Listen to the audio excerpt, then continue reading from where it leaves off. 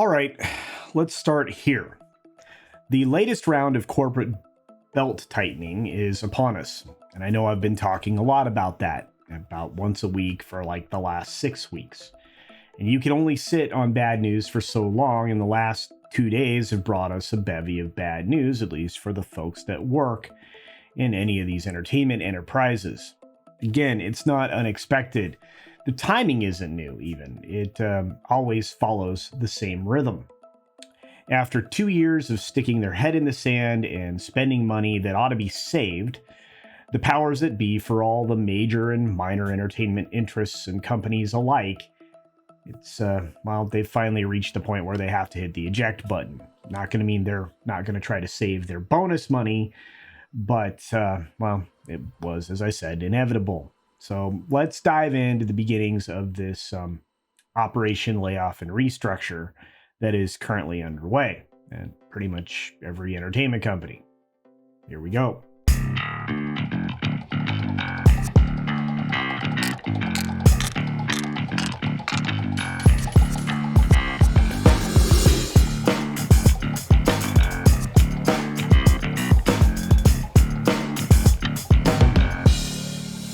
First, let me just say that I'm very sorry. When people lose their job, it just sucks. It creates hardship. Oftentimes, it's incredibly unfair, and the decisions that are made around it are not fully planned or well thought out or just executed very well. And if you're one of those that are actually in the industry right now, in the entertainment industry, I just want you to know that I'm sorry what you're going through, the stress and everything else that comes along with it. And I hope that you weather it quickly and you move on to something better, because there's most likely something better. The truth of the matter is that the companies that have arrived here at this place have been actually contributing to their own misery for quite some time and putting all of you and themselves in this position. Now, I know that actual statement there might give you a little bit of pause, and that's kind of why I said it. That particular statement's designed to do that. But it's no less true. I mean, all of these entities could have done things differently in a whole lot of ways that would have changed this outcome. But let's start here. CNN. CNN is going through yet another reorganization and layoff cycle. I say that because this is not new. They've been going through this for the better part of a year in various ways. And technically, this all starts today, Thursday. I always say, and I've speculated, that if they'd just been covering the actual news for the last 10 years, just covering it honestly, they could have oriented themselves along the lines of being, fact-based reporters and not driven by agenda. And if they had, fewer people would be walking around with skewed propaganda in their heads, and fewer people would be divided on fewer issues, and more people would trust the news media, and so on and so on. Where wishes were horses and all that. But it results in people not supporting the news, not supporting CNN. So CNN's parent company, which is Warner, is also in the midst of its cycle of layoffs as well. And David Zaslav continues to reshape the media entity there as well into something more efficient and streamlined. And I think he's probably got everything headed in the right direction. I mean, look at what he's doing with James Gunn. And personally, he's been given broad power that is not usually levied on a CEO, at least not in today's corporate world. He's doing the same thing as his report at CNN is doing, or I should say vice versa. Chris Licht is removing the bloat.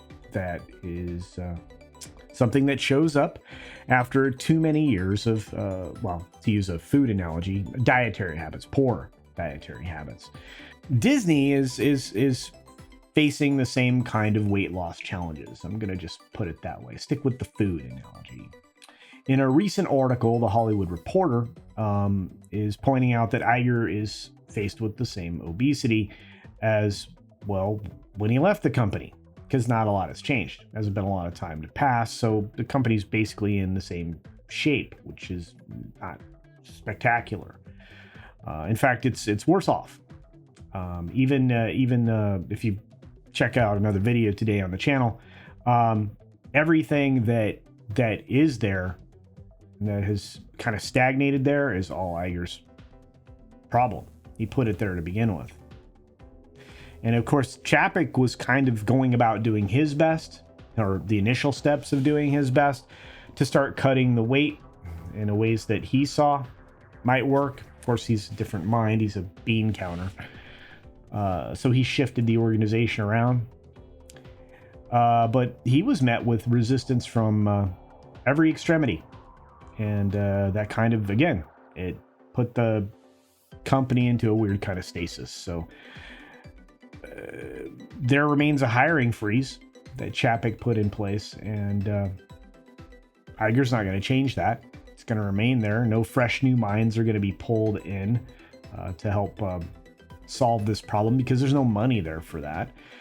There are, at present, far too many people, actually, in the company, and too many inefficiencies to go along with them, so you're not going to make a lot of headway. So at present, with the restructure already begun under Iger's direction, I would anticipate significant layoffs and merging units pretty much across every business sector. And that's just kind of the beginning for Disney. They've got costs that are just way too high in everything.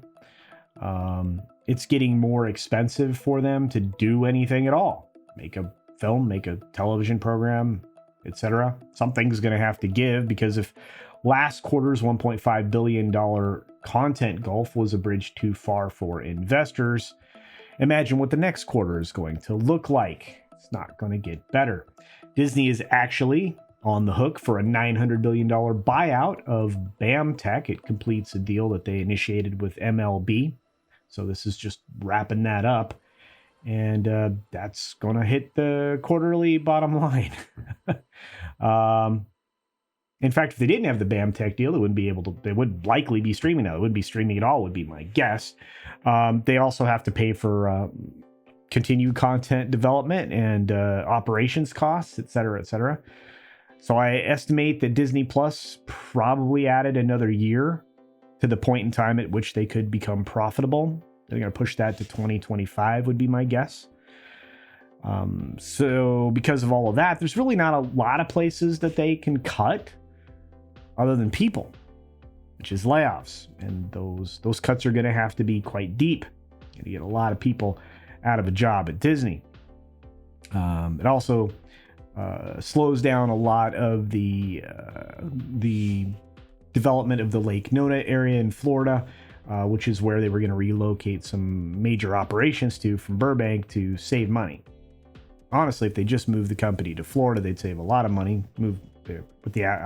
Obviously leave Disneyland there, but to just move the company out of there might be their best bet. Of course, say here now, linear broadcast will become even more limited in its consumption, but it's still going to exist. It's just going to be a very small element in a company's portfolio. It will be very difficult to get rid of broadcast linear television in all of its forms. There's just too much there.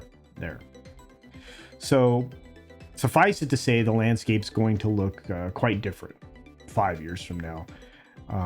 In fact, it may even be different a year from now. I can tell you, we're not anywhere close to the end of these layoffs in the entertainment industry, and there's going to be even more to come starting the first of the year, and we'll be here to cover it on the channel. I'm not sure how to wrap this one up. There's never a good way to talk about people losing their jobs. If you have comments on any of these things or any of the things I've said, or you've got analysis of your own, feel free to use the comment section down below. This video has gone long enough as it is, and I'm sorry. But thanks for being here the whole time. I appreciate it. And if you did make it to the very end of the video, leave a comment down there and say, I made it through the video. That would be great. And with that, please support independent creators here on this platform and many of the others that I'm on, the independent creators need your help. Anything that's algorithmically driven needs participation, which means that if you hit the like button, you share out the content, make a comment, of course, subscribe to a channel, and turn on notifications. That all counts as engagement, interactivity, and it drives recommendations on the platforms. So please do that for not just my sake, but anybody else that you appreciate. And with that, be sure to take care of yourself, take care of others, wash your hands, of course, because it's good hygiene. And until next time, bye.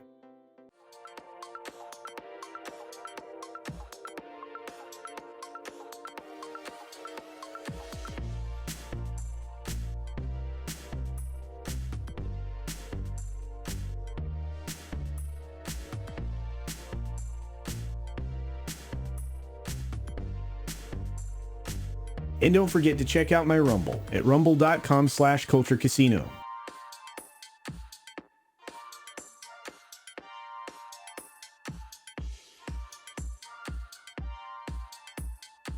Thanks for visiting today. Be sure you're subscribed and hit that for alerts. Yay! Of course, like and share all of the videos that you can, as it helps with the algorithm. Have a great day.